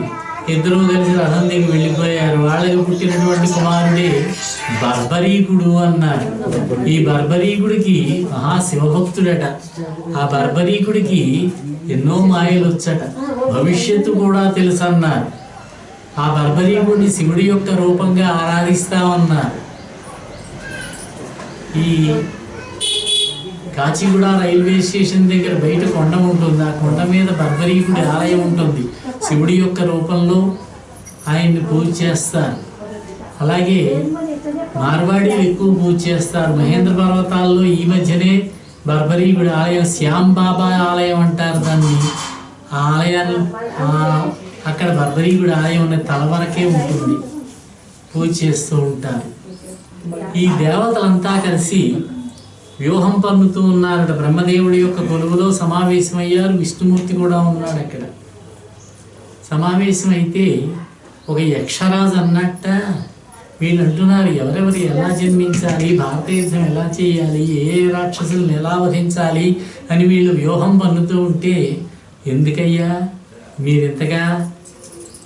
మీరింతగా ఆలోచిస్తారు, నన్ను పంపించండి, నేను ఒక్కడిని వెళ్ళి వాళ్ళందరినీ వధించేస్తానన్నట్ట కొంచెం అహంకారంతో. అప్పుడు వెంటనే బ్రహ్మదేవుడు శపించాడట, విష్ణుమూర్తి చేత వధించబడతావు నువ్వు అన్నాడట. ఆ యక్షరాజే ఈ బర్బరీకుడిగా జన్మించాడట. పాండవులంతా కూడా సేనా శిబిరంలో కూర్చున్నారు. యుద్ధం దగ్గరకు వచ్చింది, ఇంకా ప్రారంభం అవ్వలేదు. కౌరవ పాండవ సంగ్రామం ఆలోచనలో పడ్డారు, ఎలా చేయాలి యుద్ధము అని. ఇంతలో ఈ బర్బరీకుడు అక్కడికి వచ్చాడట. అతడు భీమసేనుడికి మనవడు, ఘటోత్కచుడి కుమారుడు. ఎందుకండి మీరంతా ఇందాక మనం అనుకున్న మాటలే, యక్షుడు చెప్పిన మాటలే. సూర్యకర్ణుడు అతని పేరు. ఎందుకండి మీరు ఇదంతా చేస్తారు? నేను ఒక్క నిమిషంలో ఈ కౌరవులందరినీ కూడా వధిస్తాను, వాళ్ళ మర్మస్థానాలు నాకు తెలుసు, కావాలంటే చూడండి అని చెప్పి ఒక బాణం ప్రయోగించాట. దాని నుంచి విపరీతంగా ఎర్రటి దుమ్ము వచ్చిందిట. అందరికీ విభిన్న భాగాల్లో పడిందిట. అది భీష్ముడికి శరీరం అంతా పడింది, ద్రోణుడికి కర్ణభాగంలో పడింది, కంఠభాగంలో పడింది, దుర్యోధనుడికి తొడల దగ్గర పడిందట, కృష్ణుడి కాలి మీద పడిందట, పాదాల దగ్గర. అందుకని మరణస్థానం అక్కడ ఉన్నదన్నమాట. అది తెలిసినట్లయితే వధించడం చాలా తేలిక అన్నమాట. పాండవులు 5గురి మీద పడలేదు, అశ్వత్థామ మీద పడలేదు, ఉప పాండవుల మీద కూడా పడిందట కంఠభాగం దగ్గర. వెంటనే కృష్ణుడు ఆ రోజున బ్రహ్మదేవుడిచ్చిన శాపాన్ని గుర్తు చేసుకుని చక్రంతో శిరస్సు ఖండించాడట. బాధపడ్డాడు ఘటోత్కచుడు పాపం. ఇంతలో అమ్మవారు ప్రత్యక్షమై, ఇదంతా బ్రహ్మదేవుడి యొక్క శాప ప్రభావం అయ్యా, మీరు దుఃఖించకండి అన్నదట. బర్బరీకుడు కోరేట, నాకు భారత యుద్ధం అంతా చూడాలని ఉంది అన్నాడట. అప్పుడు శరీరాన్ని దహనం చేశారు, తలని మాత్రం తీసుకుని వెళ్ళి ఒక కొండ మీద పెట్టి ఇక్కడి నుంచి చూడమన్నారట. అందుచేతే శరీరం లేకుండా తలభాగమే ఉంటుంది ఇక్కడ ఉన్నటువంటి ఆలయాల్లో. ఆ బర్బరీకుడు యుద్ధం అంతా చూశాడు. తర్వాత పాండవులంతా సమావేశమయ్యారు. యుద్ధం అయిన తర్వాత ధర్మరాజు కృష్ణుడిని పొగిడాట, బావా కృష్ణ, నీ అనుగ్రహం వల్ల మేము విజయం సాధించగలిగాం. మేము ఈ యుద్ధంలో విజయం సాధించామంటే నీ యొక్క అనుగ్రహమే కారణం కదా అంటే భీముడు కొంచెం కోపం వచ్చిందిట. అదేమిటి ధర్మరాజా, యుధిష్ఠిర అలా అంటావు? అర్జునుడు మహాపరాక్రమశాలి, ఆయన యుద్ధం చేశాడు, నేను యుద్ధం చేశాను, దుష్టద్యుమ్నుడు యుద్ధం చేశాడు, సాత్యకి యుద్ధం చేశాడు, వీళ్ళందరినీ వదిలిపెట్టి ఏదో గుర్రాలతో నేను కృష్ణుడిని మెచ్చుకుంటున్నావు ఏమిటి అన్నట్ట. అప్పుడు అర్జునుడు అన్నట్ట, అలా అనకన్నయ్యా భీమసేన, అందగా ఊరికే మెచ్చుకోడు, అనుగ్రహం వల్లనే మనం అంతా కూడా గట్టెక్కగలిగాము. అయితే ఎవరు చెబుతారు, ఎవరు యుద్ధంలో గొప్పగా సాయం చేశారని ఎవరు చెబుతారు అంటే ఈ బర్బరీకుడి దగ్గరకు వచ్చారట. కొండ మీద కూర్చొని యుద్ధం అంతా చూశాడు కదా. భీముడు అడిగాట, నాయన యుద్ధంలో ఎవరు ఎక్కువగా యుద్ధం చేశారు, ఎవరి పరాక్రమం ఉన్నది అంటే మీరెవరూ చేయలేదు అన్నాడు. మీరు చేయలేదు, కృష్ణుడు చేయలేదు. ఒక ఆయన ఎవరో, అర్జునుడు రథానికి ముందుగా వెడుతున్నాడు. అర్జునుడు రథంలో వెడుతూ ఉంటే, బాణాలు విడిచిపెడుతూ ఉంటే అర్జునుడికి ముందుగా ఒక ఆయన వెడుతూ ఉన్నాడు. ఆయన శూలాలు విడిచిపెడుతూ ఉన్నాడు. ఆ శూలాల్లో బాణాలు వచ్చేస్తున్నాయి. ఆ శూలాలు వెళ్ళి శత్రు సైన్యాన్ని వధిస్తున్నారు. వాళ్ళ మీద అర్జునుడు బాణాలు పడుతున్నాయన్నట్టు. ఆయనే పరమశివుడట. అర్జునుడు ఒక రోజున యుద్ధం అయిన తర్వాత ద్రోణ పర్వంలోనే శిబిరానికి వచ్చాడు. వ్యాస మహర్షి వచ్చాట అర్జునుడి దగ్గరికి. వచ్చిన వ్యాసుడిని గౌరవించి ప్రార్థించి, మహాత్మా, ఏమిటో నాకు ఆశ్చర్యంగా ఉంది. నేను యుద్ధం చేస్తుంటే నా ముందు ఎవరో ఒక తెల్లటి శరీరంతో పెడుతున్నారు. ఆయన శూలాలు విడిచిపెడుతున్నాడు. ఆ శూలాలు వెళ్ళి శత్రువుల మీద పడుతున్నాయి. వాళ్ళని నేను చంపుతున్నానంతా, నేను చంపానంటుంటే సిగ్గుగా ఉంది అన్నట్ట. అప్పుడు అన్నట్టు, అదయ్యా నీ అదృష్టం. ఒక ఆయనేమో నీ రథంలో కూర్చుని అశ్వాలను తోలుతున్నాడు నారాయణుడు. శివుడేమో నీ రథానికి ముందు వెడుతూ శత్రు సైన్యాన్ని సంహరిస్తున్నాడయ్యా. హరులు వాళ్ళు ఇద్దరూ ఒకటేనయ్యా, ఒకటే తత్వం. హరి హర అభేదమన్నారు. శివాయ విష్ణురూపాయ శివరూపాయ విష్ణవే శివస్య హృదయం విష్ణు విష్ణోస్య హృదయం శివ అన్నారు. శివుడు విష్ణువు ఒకటే, రెండు తత్వాలు. ఒకటే తత్వం, రెండు రూపాలు. మళ్ళీ నారాయణుడు ఒకటే తత్వం, రెండు రూపాలు. నరుడు నారాయణుడు అంటే వాళ్ళే అర్జునుడు కృష్ణుడు. ఇక్కడ నరకాసురుడితో భీకరంగా యుద్ధం చేస్తూ ఉన్నది. నాథ, కొద్దిసేపు నేను యుద్ధం చేస్తాను, ఆ విల్లు నాకు ఇవ్వండి అన్నదట. ఇచ్చాడు. ఆయన నవ్వుతూ, చిరునవ్వు నవ్వుతూ ఇచ్చాడు. సత్యభామ ఆ బయట కొంగుని బొడ్డులో దొరిచింది, బిగించింది అన్నమాట చీర. యుద్ధానికి సంసిద్ధమైంది. ఇక్కడ 2-3 పద్యాలు రాశారు పోతన్న గారు. భయంకరంగా యుద్ధం చేస్తోందట. బంగారు కంకణాల జనజన ధ్వనులు వింటినారి ధ్వనితో కలిసిపోయాయట. చెవి కమ్మలకు పొదిగినటువంటి మణుల యొక్క దగదగ కాంతులు చెక్కిళ్ళ మీద కాంతులుగా వ్యాపిస్తూ ఉన్నాయట. అందమైనటువంటి క్రీగండి చూపుల యొక్క తెల్లటి కాంతులు బాణాల కాంతులను కప్పివేస్తూ ఉన్నాయట. బాణాలు ప్రయోగించడం వల్ల కలిగినటువంటి ఘుమఘుమ శబ్దం శత్రు సైన్యాల యొక్క శబ్దాలతో కలిసి కలకల ధ్వనులను అణిచివేస్తూ ఉన్నదట. వీరము, శృంగారము, భయము, రౌద్రము, విస్మయము అనేటటువంటి భావాలన్నీ కూడా కలిసి ఈ సత్యభామగా రూపొందాయా అన్నట్లుగా బాణాలు తొడగడము, బాణాలు వింటికి బాణం సంధించడము, లాగడము, విడిచిపెట్టడము కూడా మనం గుర్తుపెట్టలేనంతగా బాణాలు విడిచిపెడుతూ ఉన్నదట. ఆ సత్యభామ ఒకసారి ఇలా భర్తకే చూస్తున్నదట, ఒకసారి అలా శత్రువైనటువంటి నరకుడి వైపు చూస్తున్నదట. ఆ చూపుల్లో ఉన్నటువంటి తేడాని, ఆవిడ చేస్తున్నటువంటి యుద్ధాన్ని వర్ణించారు ఈ సన్నివేశంలో. పరుచూచున్ వరుచూచు వంపన్ అలయింపన్. అటువైపేమో శత్రువును చూస్తున్నదట. కనుబొమలు ముడివేసి వీరత్వం మూర్తీభవించినట్లుగా కన్నులెర్ర చేసి వాడి అయినటువంటి బాణాలను ప్రయోగిస్తూ శత్రువైనటువంటి నరకాసురుణ్ణి నొప్పిస్తున్నట్టుగా చూస్తూ ఉన్నదట. అదే సమయంలో అనురాగంతో భర్తను చూస్తూ ఉన్నదట. రోష పరుచూచున్ వరుచూచు వంపన్ అలయింపన్. అతన్నేమో యుద్ధం చేసి అణిచివేయడానికి, వధించడానికి, శ్రీకృష్ణుణ్ణేమో అలరించడానికి. రోష రాగోదయ, రోషంతో నరకాసురుణ్ణి, అనురాగంతో కృష్ణ పరమాత్మని. విరత భ్రూకుటి మందహాసములతో, భయంకరమైనటువంటి కనుబొమ ముడితోటి కనుబొమలు ముడివేసి శత్రువైనటువంటి నరకాసురుణ్ణి, భర్త అయినటువంటి శ్రీకృష్ణుణ్ణి మందహాసంతో. వీరంబు శృంగారము, వీరరసంతోటేమో శత్రువును చూస్తున్నది, శృంగార రసముతోటేమో భర్త అయినటువంటి కృష్ణుని చూస్తున్నది. వీరంబు శృంగారము పరగన్ కన్నుల కెంపు సొంపు పరగన్. ఒకసారేమో కన్నులు కెంపు వర్ణంతో ఎరుపు రంగులో, ఒకవైపునేమో సొంపు అయినటువంటి కన్నులతోటి. చండస్త్ర సందోహము సరసాలోక సమూహము, భయంకరమైనటువంటి అస్త్రములతోటి శత్రువు వైపు ప్రయోగిస్తున్నది. సరసపు చూపులతోటి భర్తను అలరింపజేస్తూ ఉన్నది.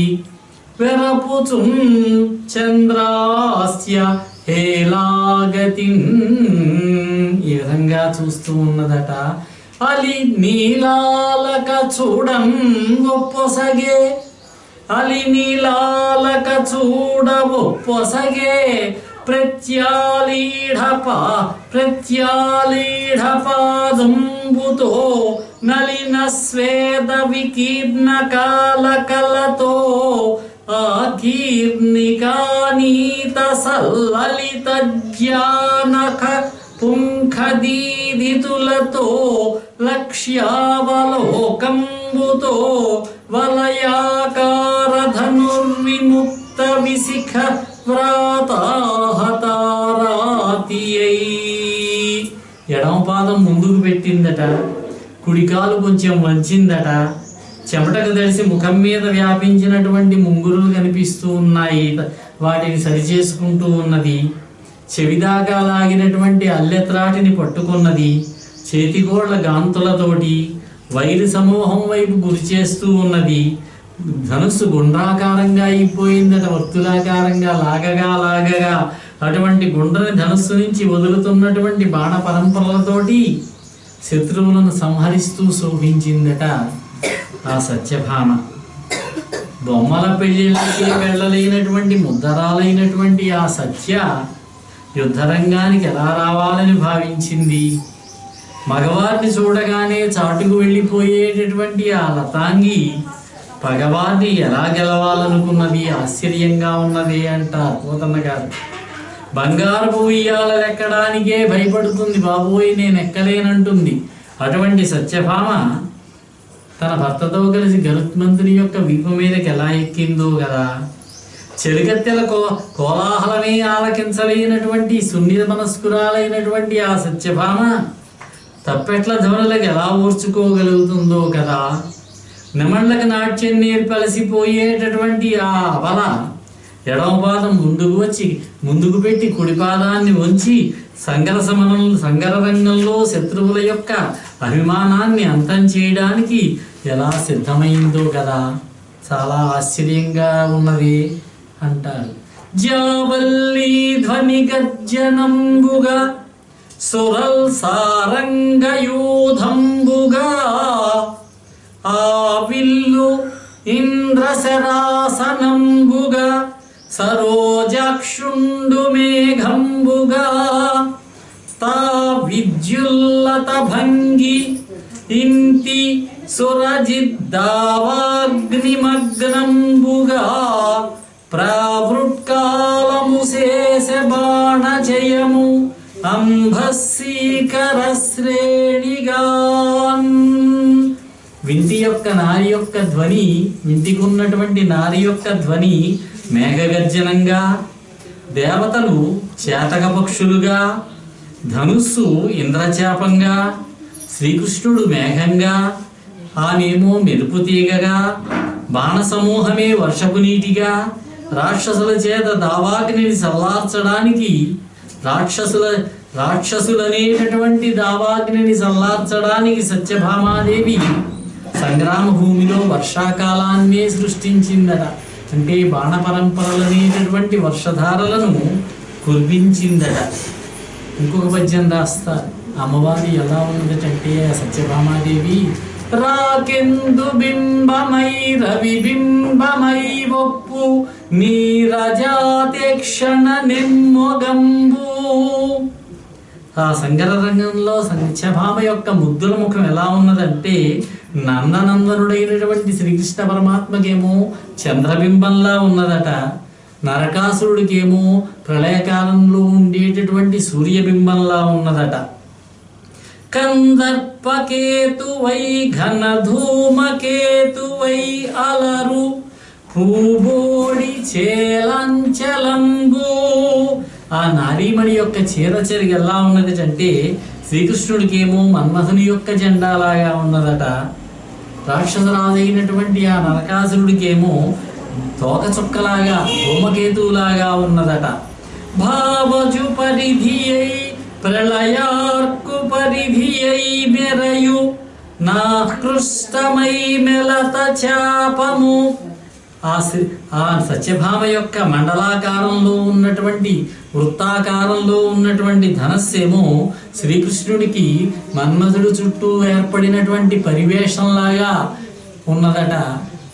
ఈ నరకునికేమో సూర్యుని చుట్టూ ఉన్నటువంటి పరివేషములాగా ఉన్నదట. పరివేషం అంటే ఒక్కొక్కసారి సూర్యుని చుట్టూ గూడు కడుతూ ఉంటుంది, ఆ గూడులాగా ఉన్నదట, అలా విరాజిల్లిందట. అమృత ప్రవాహమై అనల సందోహమై తనరారు ఇంటి సందర్శనంబు. ఆ సుందరీమణి యొక్క సందర్శనం హరికేమో, శ్రీకృష్ణ పరమాత్మకేమో అమృత ప్రవాహంలాగా ఉన్నదట.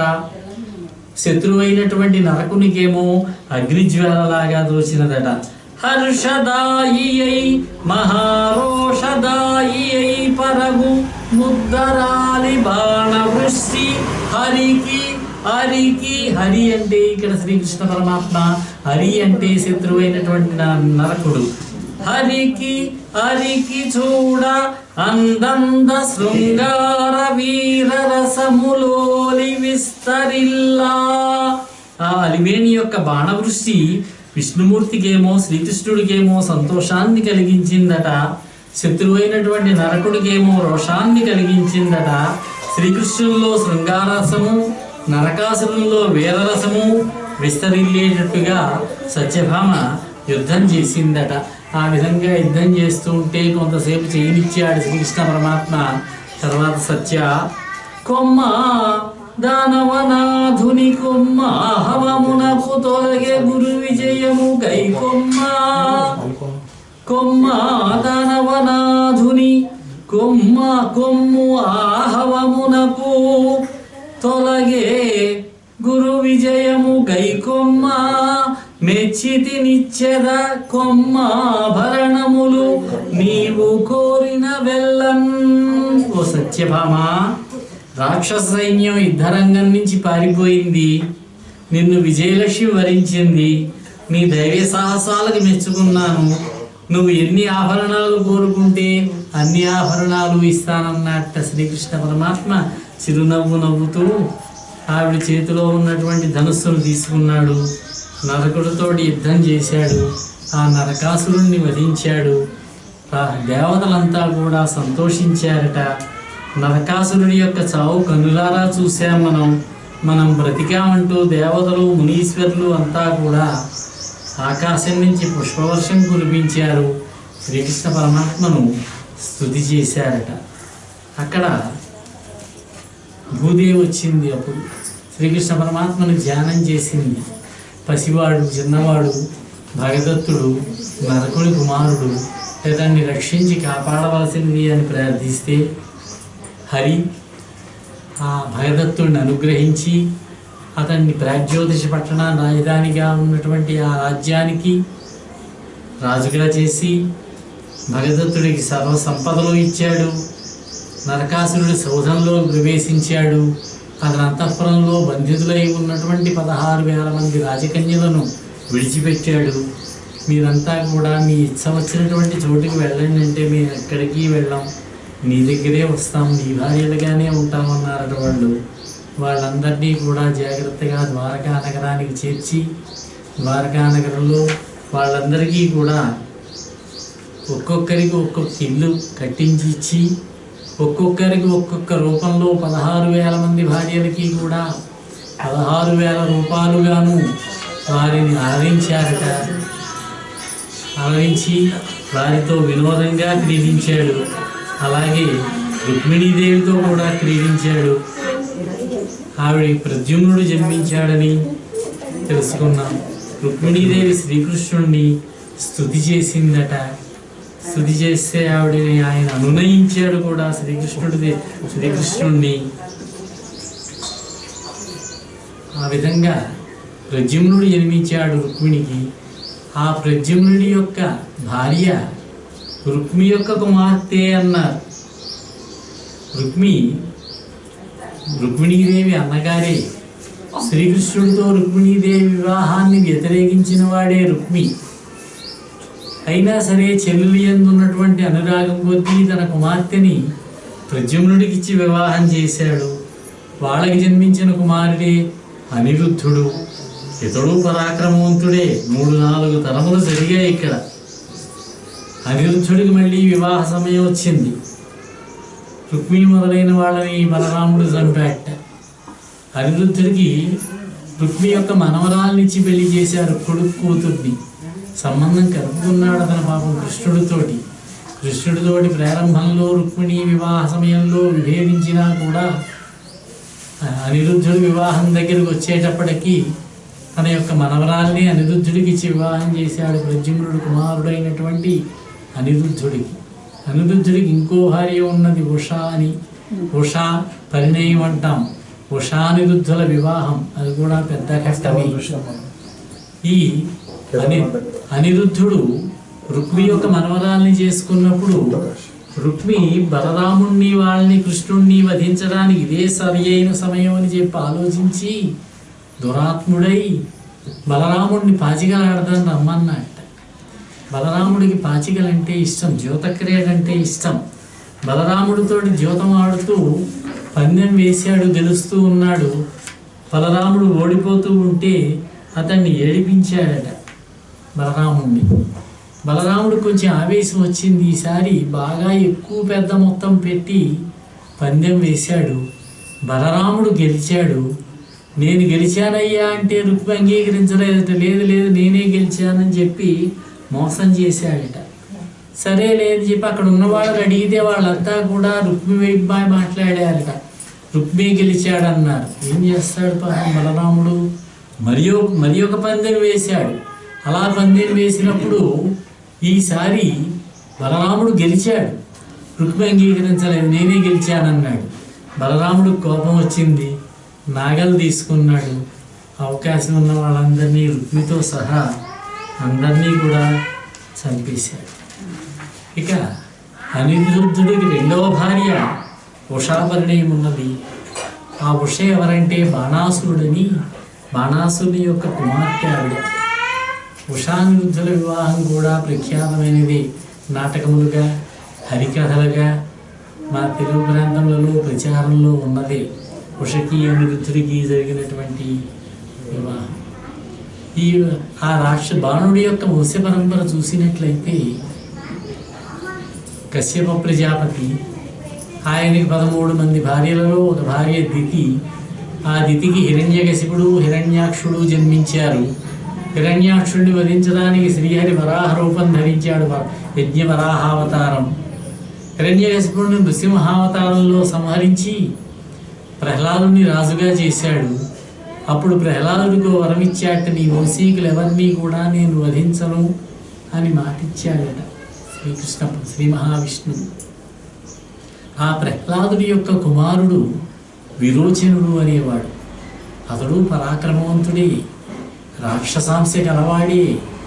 కానీ అతనిలో ఉన్నటువంటి ఒక సుగుణం ఏమిటంటే దానశీలి. అతడు ఎవరేది అడిగినా ఇస్తాడు.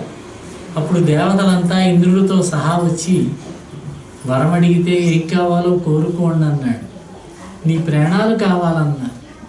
సరే తీసుకోండి అని మరణించాడు. వాళ్ళ కోసం శరీరాన్ని విడిచిపెట్టాడట విరోచనుడు. అతని కుమారుడు బలిచక్రవర్తి. బలిచక్రవర్తి కూడా విష్ణు భక్తుడే. బలిచక్రవర్తి చిరంజీవి అన్నారు. అశ్వత్థామా బలిర్వ్యాస హనుమాంశ విభీషణ కృపస్య పరశురామస్య సప్తైతే చిరజీవిన అన్నారు. అశ్వత్థామా బలి, అక్కడ బలిచక్రవర్తి కల్పాంతం వరకు కూడా ఆయన రసాతలంలో ఉంటాట. వామనావతార కథ ఇది. శ్రీ మహావిష్ణువు వామనుడిగా జన్మించి ఇక్కడ జన్మించాడు. ఆయన హరిది కుమారుడిగా జన్మించాడు, గర్భవాసం చేశాడు, అవతరించి కాదు ఇది. 3 అడుగుల నేల అడిగి 2 అడుగులతోటే మొత్తం విశ్వాన్నంతని వ్యాపించేశాడు. భూమి దగ్గర మొదలుపెట్టి సమస్త విశ్వాన్ని కూడా అతల సుతల వితల రసాతల పైకున్నటువంటి లోకములు 7 అన్నారు. భూలోక, భువర్లోక, సువర్లోక, మహర్లోక, జనోలోక, తపోలోక, సత్యలోకాలు. ఇంకా సత్యలోకం పైదాకా కూడా మూలలకి కూడా వ్యాపించేశాట శ్రీ మహావిష్ణువు వామనుడు. త్రివిక్రమావతారం అన్నారు దీన్ని. బలిచక్రవర్తికి 100 మంది కుమారులట. అందులో పెద్దవాడు ఈ బాణుడు. ఈ బాణుడు మహాశివభక్తుడితను. శివుడి కోసం తపస్సు చేశాడు, శివుణ్ణి మెప్పించాడు. పరమేశ్వరుడు ప్రసన్నమై ఏం కావాలో వరం కోరుకో అన్నాడు. శివుణ్ణి నర్చిస్తే, పరమేశ్వర నువ్వు సకుటుంబంగా వచ్చి నా నగరానికి కావలివాడిగా ఉండని కోరేట. కాపలా ఉండాలన్నమాట. నగర రక్షకుడిగా ఏం చేస్తాడు పాపం ఆయన? భార్యతో, పార్వతీదేవితో, విఘ్నేశ్వరుడు, కుమారస్వామి వీళ్ళంతా వచ్చి కూర్చున్నారు ఇక్కడ. సోణపురం అన్నారు. ఆ సోణపురానికి కాపలా కాస్తూ ఉన్నారు. ఆ బాణుడు మహాపరాక్రమశాలి. అతనికి 1000 భుజములు ఉన్నాయి, 1000 చేతులు గలవాడు. కొంచెం బలపరాక్రమములు కలవాడిని కొంచెం అహంకారం పెరిగింది అతనికి. ఓ రోజున వచ్చి శివుడితో అన్నట్ట, మహాదేవా, ఇంకా ఎవరు నాతోటి యుద్ధంలో గెలవగలిగే వాళ్ళు ఎవరూ లేరయ్యా, ఇక నువ్వే చెయ్యాలేమో నాతో బహుశా యుద్ధం అన్నట్ట. అనేసరికి చిరునవ్వు నవ్వి శివుడు అన్నట్ట, తొందరపడకయ్యా, కొద్ది రోజుల్లోనే నా వంటి వాడితోటే యుద్ధం సంభవిస్తుందిలే నీకు అన్నట్ట. ఆనందంగా వచ్చి ఎదురు చూస్తున్నాడు.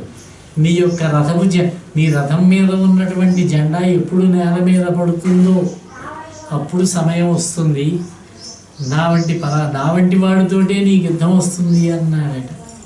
ఆనందంగా ఎదురు చూస్తున్నాడు ఆ క్షణం ఎప్పుడు వస్తుందా అని. ఇంతలో ఒకరోజు రాత్రి ఆయన కుమార్తె అయినటువంటి ఉషకు కల వచ్చింది.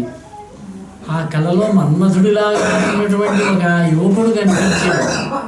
కలలోనే ప్రేమించింది ఆయన్ని.